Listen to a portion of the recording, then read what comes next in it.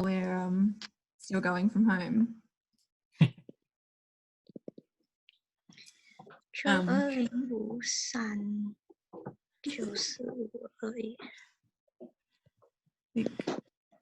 JY, you might have forgotten to pop yourself on mute there. Just while everybody's joining us, I will just take a second to say as well, it's the Men's Health Week coming up at Monash, starting the 15th of June, which is about highlighting mental health and well-being, which of course we're trying to help with these sessions as well. And there is a Zoom webinar event that all staff are invited to. And the details of that I've just popped up on the workplace, the Science ECR workplace group this morning. So if that's something that you're interested in, either as a man or as someone who is keen to support men's health, go and have a look. And there's a webinar. I think it might be next week. I've forgotten the date off the top of my head. But again, a very timely topic to be getting involved with. We'll give it another couple of minutes. I'm not sure how many people will be expecting today, but it's just popped past 2 o'clock. And those of you who are dropping in, you'll see that the session is being recorded. So please do just acknowledge that you are accepting of being part of this meeting that is being recorded. All right. I think we're starting to perhaps get as many people as we're going to get. If people continue to pop in, they can just continue to pop in as they do. So I'll just say welcome everybody to our third of these sessions now with Professor Craig White, our Associate Dean of Research. I hope you've been finding these sessions useful to help with keeping you up to date with everything in this rapidly changing world of COVID-19 that we're living in at the moment. I will say thank you also to those of you who have sent questions in advance to help guide the discussion today.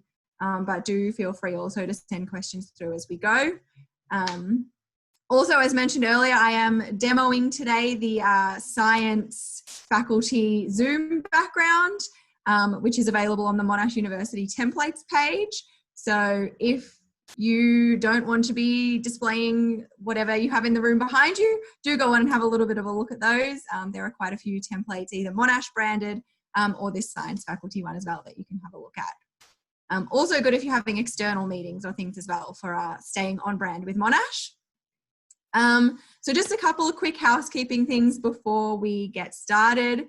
As you all do already, just keep your videos and audio turned off throughout the session to avoid any conflicting noises or anything. If you have questions throughout, please feel free to send them to me using the chat function.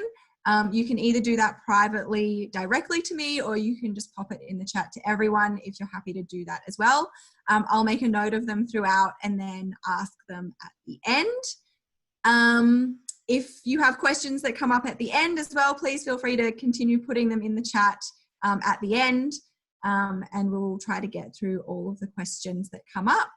And as I mentioned, the session is being recorded and will be made available for you on the Orbit page as well as on the Science ECR workplace group. So that's everything from me. Thanks again, Craig, for your time today, and I'll hand over to you to get started. Okay, so thanks again, Margaret, for organising this, and hello to everyone whose names I can see. So there's really two issues that have been brought up in the lead up to this particular meeting, and so I'm going to address them as the NTEU framework and continuing to work from home. So I'm going to start with the NTEU framework, but I'm going to begin with a caveat on that. So as I was briefed about an hour and a half ago, up to about an hour ago, and basically what's going to be happening in the next little while is the Vice-Chancellor will be putting an email out to everyone. And so anything that I say, which is contradicted by the Vice-Chancellor's email. The Vice-Chancellor's email is the correct one. I'm just going to try and pass on the information that I have based on the little briefing that I've had so far, because it might be useful for people to hear, and I'll also give, I guess, a little bit of my perspective, which is my personal perspective on it. So from what I understand and what I've been told, the Vice-Chancellor's email about the NTEU framework will be coming out probably later today. And it's going to have a series of proposed measures in it. And so the path that this will be going through is that the staff at Monash will not be asked to vote on it unless the NTEU agree to it first. So that's the first stage that will happen, and then there'll be a staff vote. And the series of measures that will be getting proposed will be put in the context of the financial impact of COVID on the university. And it's also going to be put in the extent of the number of jobs that this will impact. So I understand that there'll be a number on the number of jobs that are at risk currently, and the number that will be saved, or the difference between those if we were to take this option that will be presented to us. The option, as I understand it, will include the deferring of pay rises, the holding back of increments, so not going up the salary scales within a level. And I understand that there will also be no pay cuts proposed in it for people who are at level E or below. So the people who will be asked to take pay cuts will be people at sort of associate dean, head of school, dean and up. So I'll be asked to take a pay cut, which I will take. And so the idea is that by deferring these pay increases, we can reduce the amount of expenditure on salary, which is a huge amount of the university's budget. And through doing that, we can protect a much larger number of jobs than we would be otherwise able to do. So from what I've been told so far, it seems like a reasonable deal to me. And even though I'll be one of the few people asked to take a pay cut, I will be agreeing to it. And I'll be voting for it if I get the opportunity. And so that's kind of where we're at. What this is really doing is it's a series of actions taken, negotiated in part by our Vice-Chancellor with the NTEU to try and protect as many jobs as possible. The strong message I've been getting is that they want to avoid job losses as far as they possibly can. So I don't know exactly what the numbers of jobs at risk with and without this framework will be, but I understand that the difference between them is pretty substantial. So we'll be asked to, depending on your level of seniority, we'll be asked to make some sacrifices to protect a large number of jobs for our colleagues. And I think it's appropriate that people at my level and above are asked to take those because we get paid the most. So that seems very reasonable to me. So that's basically all I currently know about the NTEU framework. As I say, there'll be an email from the Vice-Chancellor, which is going to, the plan is to step this out as clearly as possible so that people understand exactly what it is they'll be asked to vote for and what the impacts on them and their colleagues will be and what the benefits and risks to the university are. So hopefully that'll be later today. And then I understand it will be followed by a town hall meeting sometime in the middle of next week, which I think will be hosted on Workplace by the Vice-Chancellor, where she'll address everyone. So I guess I'm not currently on Workplace, and I probably should be. So I guess I've got a couple of days to sort that out and get onto Workplace so that we can hear it via the email and in person. So I'm happy to, I'll carry on to the next item. If anyone's got any questions, you're more than welcome to ask them, but there's really not much more than I know. And I actually expected to not know anything prior to this meeting. I just found out a little while ago. So that's the first issue. The second issue was someone's asked about the continuing working from home. So the substance of the question is that people who are doing lab-based research are coming back to campus, but there are a large number of people who do desktop-based research who are not able to come back. So the university has extended its working from home provisions through till the end of this month, but the word on the street, and certainly my expectation, is that will be much longer before people come back. And they've asked to know if people in that position are being considered and if the impact on them in terms of their ability to undertake the important social interactions that come with research are being considered. And so the answer to that is absolutely yes. We're definitely aware of the sacrifices where, well, I guess at the moment the government's expecting us to keep people home where possible, but we're aware of the impact that that's having on people. And I thought I'd just add a little bit about why I think this is an appropriate thing for us to be doing. So my research program is predominantly laboratory based, but I've asked all of my research group to stay home and continue working from home. We're not going back into the lab just yet. So we've worked out together how it is that we can do research projects that they're able to conduct from home. And I meet with the whole team 3 times a week for coffee, just to have a chat, today we talked about publication things. Sometimes we talk about other things, and dogs and cats and stuff. So I've asked my team to do that. And the reason for that is that there are a large number of people who are not in the position that we are and being able to work from home. So just in my immediate family, I have a brother who's a chef and 2 sisters-in-law and a brother-in-law who work in hospitality, and they've all been unemployed through this period. One of them's now back at work. And so my view is that those of us who are able to continue working from home, where we can, we should, because it allows us to reduce the risk that other people in the community are at. And by doing that, we allow people who are able to work to get back to work quicker. And so I kind of view it as I'm asking my team to make a sacrifice for the benefit of people who aren't at university, and we're trying to do the best we can to keep the research going forward. And so if you are managing people who are having these anxieties about that, I think it's important for us to talk to them about how we are part of a broader community than just our own research programs. We need to think through how it is that we're going to do that research from home, and it's not going to be possible for everyone. But that's the way that I'm approaching it personally with my own research group and myself. You'll have seen in all of these meetings, I've got my beanbags and my guitar toys behind me. And so we're going to stay at home for a while longer at least.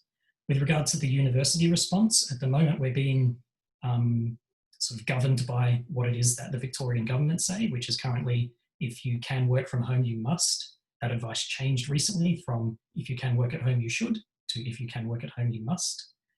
And so until that changes, I don't imagine that the university will change their perspective on working from home, and certainly in the faculty, I wouldn't see that shifting. And then when the government changes its view about working from home, whether it goes to must or should, or everyone can go back, is when we'll take a response. But that response will be guided by how many people it is that we can safely keep on campus. We don't want to threaten the research that has to take place on campus. We don't want to threaten the teaching that has to take place on campus by bringing people back too fast. So this whole financial challenging period that we're facing is driven largely by changes in student enrollments. And so it's really important that we make it as possible as we can that those undergraduates can get back on campus and can continue their education, because ultimately that's one of the most important things that universities do. It's also the thing that ultimately pays most of our salaries. So we're not going to risk that by bringing people back too quickly. And I think there's good societal reasons for not coming back too quickly. So the short answer to the question is yes, we are keeping track of the government advice. I check it very regularly, and we are aware that it is challenging for people who are working from home, but I think there are sound reasons why we might not come back too quickly. And as the government advice changes, so will the university and the faculty advice. And we try and get that out as quickly as we can. I know that communications have been challenging. We're learning a lot about how hard it is to communicate a changing circumstance very rapidly and clearly and without getting incorrect information out. But we'll try and push changes through as quickly as we can and give people notice where we possibly can. So that's really the activity that's happening on those 2 areas at the moment. So look out for the Vice-Chancellor's email, because that will tell us the precise details of the framework. That's the union, and then if the union agree to it, the staff will be asked to vote on. And I guess hang in there with working from home. I think it is an important thing that we can do. So that's the end of my answers.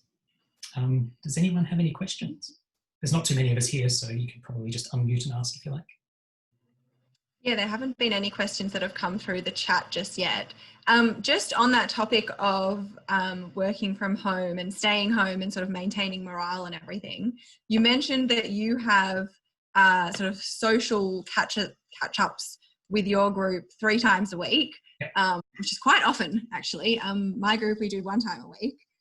Would you have some suggestions of strategies such as that, or possible other strategies as well that people could try and implement within their groups just to kind of maintain that social element?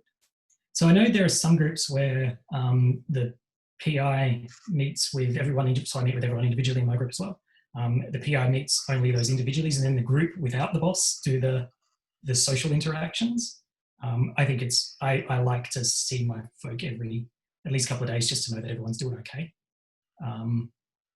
So I think that, taking on that mix of strategies that suits the team, like really large Zoom chats are quite difficult.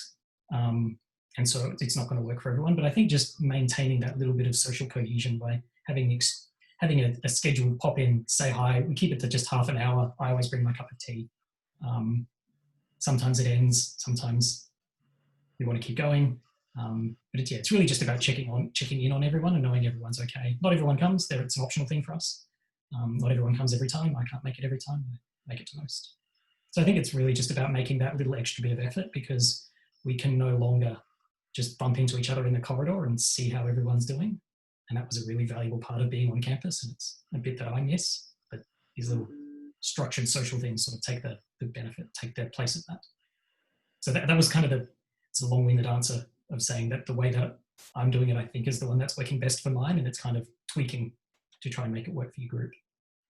Yeah, I think, having those regular sort of social Zoom sessions, I know in my group we've been having little games or something, we play sort of, we're food chemistry, so we do sort of food themed categories, or, where is everybody from? And you sort of put dots on a map, and using like the interactive features in Zoom, such as polling and whiteboard and some of those other sort of interactive online platforms, to learn how to use them for one thing, and teaching and all of that, and also to get to know more about each other as a group, now that we've sort of got this opportunity to, I guess, talk about more of those sorts of things in a formal kind of setting, rather than just those bumping into each other in the hallway sorts of things. Yeah, I think whatever it is you can use to make an effort, because it has to be more effort, and it is more effort, because just the happenstance is no longer with us. You don't bump into people on Zoom unless you're in the wrong room.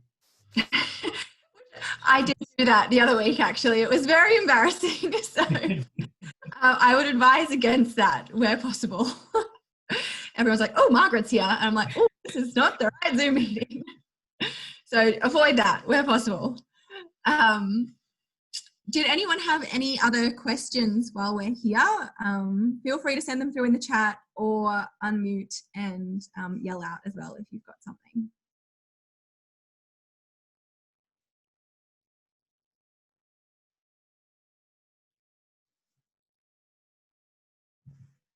You can give it a minute too while everyone's having a bit frantically typing away. I have a sip of tea. Yeah, I know it takes 30 seconds or so to type out a good question in chat, so we'll give you a bit of time if you're thinking or typing there. And yeah, while people are doing that, as always, you're more than welcome to just email me directly if you've got questions that you want to ask in a more private forum. Yeah. And I will do my best to answer.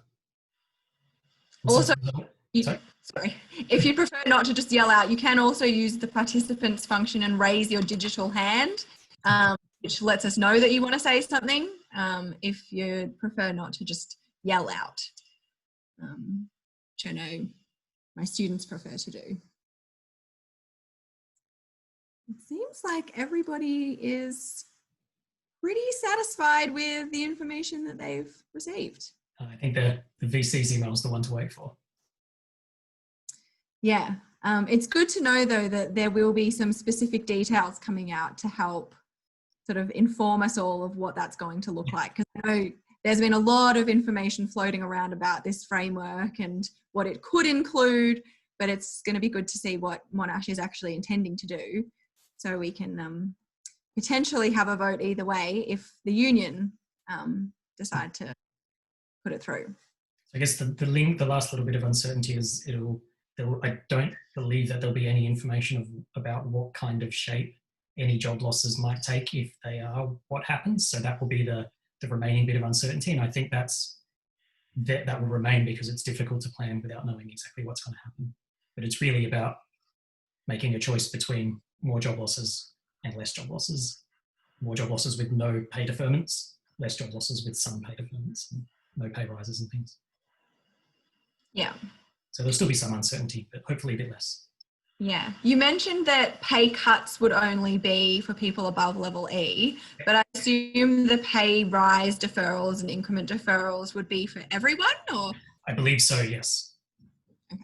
I suppose I'll clarify it in the email as well. I said, yes, I would think so. But my understanding is that it'll be the halt to the holdback of increments, the deferral of pay rises will be across the board. And then the pay cuts will only be the more senior management type people. And there are elements of, I don't know if the email went to everyone, but Ian Smith, who's the Vice Provost for Research and Research Infrastructure, is retiring, and his responsibilities are now being taken over by Rebecca Brown. So that's a a very senior position that's not being replaced. So another way to save money. Yeah. Okay. Well, we'll look forward to receiving that email from the VC. Because it depends on what the content is, right? Sorry? I guess it depends on what the content is. Well, yes. Hopefully it's true. It may not be quite so good to look forward to. Do you know at all when the union is having their vote on this? Is there any information about that? I have no idea. No. Okay. So timeframes are still unclear then. Yeah, perhaps they will become clear perhaps this will be the email that sets out the dates of the process. Yeah. But at this point, yeah, I don't know. Sure. All right. Well, it seems like there are no more questions coming through. Nothing's come through on the chat. No one's popped up their hands that I can see. No hands have gone up. So it seems like there are no other questions. Was there anything else that has popped into your mind that you feel you need to tell us, Craig? No, I mean, I think at the moment, so the big challenge facing the university is trying to work out how to do teaching for second semester. So that's the next big challenge that we need to work through in the research space, which is where my responsibilities lie. I think we've arrived at what's going to be our normal working practice for at least this month, and probably a bit beyond that in terms of reduced capacity in labs, desktop-based work taking place at home. You can only be on campus if you're in the lab, and you need to be in the lab for that day, that sort of stuff. So I think we're pretty much, the research space will be carrying on in something broadly like this for the next while. So hopefully not too much change in this space. Teaching, that's a whole other ball game. Yeah, I don't know if many of the people present are involved in teaching, or whether it would be of use to perhaps, Susie Ho is the Associate Dean of Education, isn't she?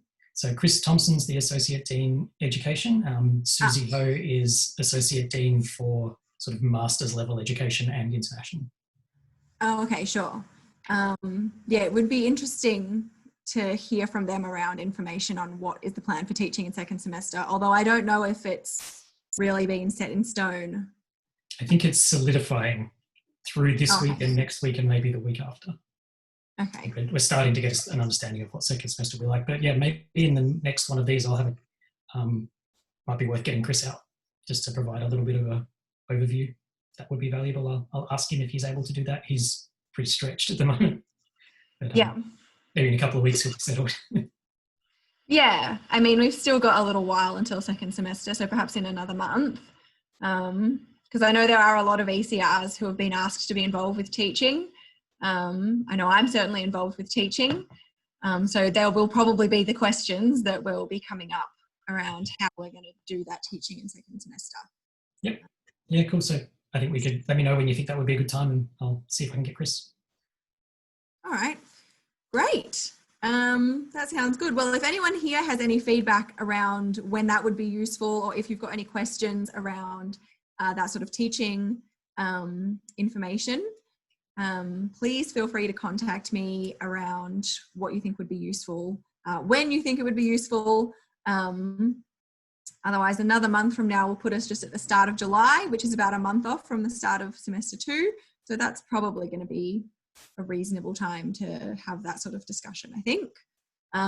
Although hopefully we will be well underway with planning anything for semester 2 by that stage.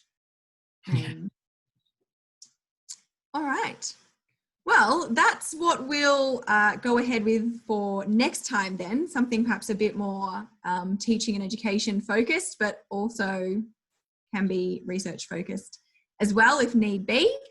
Although it seems like we have a pretty good understanding of how research is going to be moving forward for now.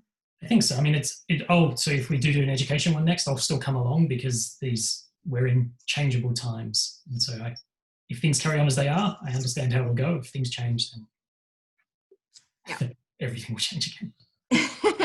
Exactly. All right, great. Sounds good. Well, we will organise that for about another month from now then. I'll be in contact with you, Craig, and of course with all of our ECRs, and we'll get that up and running around the start of July. Great. In the meantime, have a lovely weekend, everybody, and thanks for joining us again for our third COVID update. And we'll see you next time. Thanks all. Bye, everyone.